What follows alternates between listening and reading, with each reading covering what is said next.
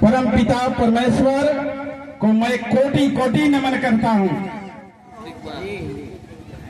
मेरे आदरणीय और पूजनीय संत समाज, सबसे पहले इस समाज के सुधारक कौन होते हैं? साधु समाज, संत महात्मा होते हैं, क्योंकि उनके आचरण से संसार के प्रत्येक व्यक्ति सुधर सकता है।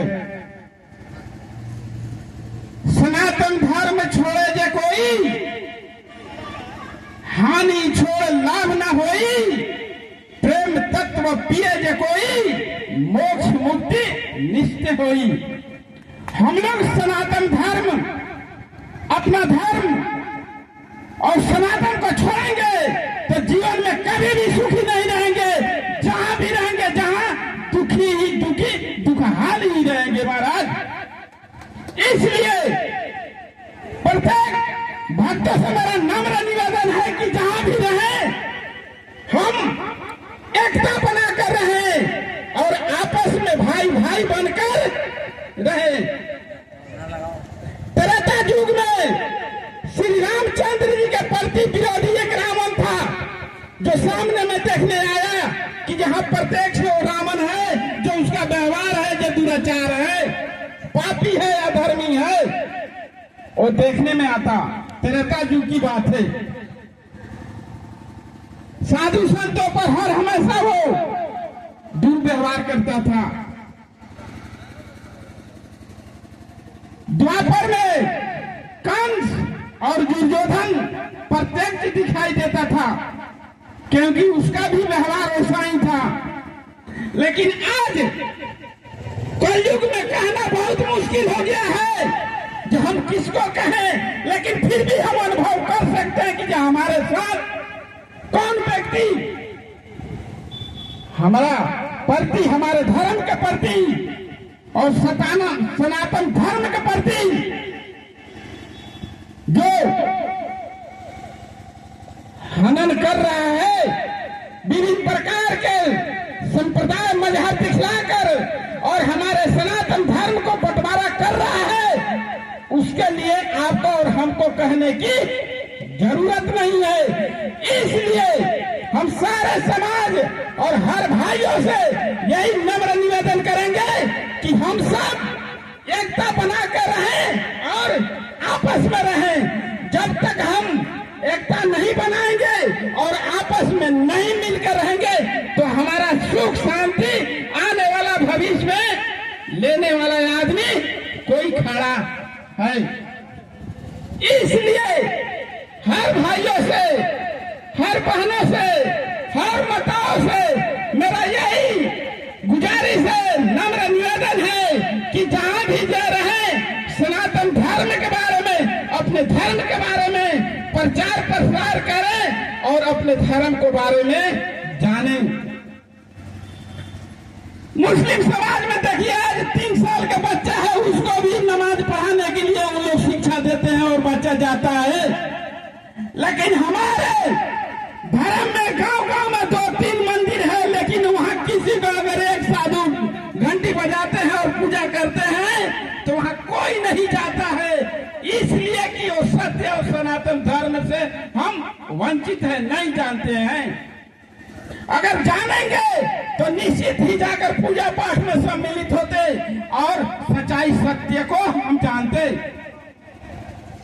इसलिए हर भाइयों से मेरा नम्र निवेदन है कि हम सब एकता बनाएं और समझें और समझकर अपने आप में त्याग तपस्या रखें। मुस्लिम भाई कहते हैं कि ये हिंदू का कटा हुआ है जो बलिदान है वो हम नहीं खाएंगे, लेकिन हमारा हिंदू समाज कितना है कि सारे के सारे मुस्लिम समाज के कटा हुआ खाता है। ये बताइए, वो काट कर उसका पैसा किसके घर में जाता है? वो काटता है और पैसा कमाता तो उसका परिवारिक, उसका बाल बच्चा का होता है कि नहीं? अगर हिंदू समाज भी खाता है तो आपस में काटता क्यों नहीं है? वो भी मुर्गा मुर्गी काटे और उसका पैसा कमाए, वो आपस में खाए। तो उसको तो समझदारी है, वो हिंदू समाज के कटा हुआ नहीं खाएगा, लेकिन मुस्लिम तो हिंदू समाज तो मुस्लिम को कटा हुआ खाता है। ये कहाँ है महाराज समझदारी?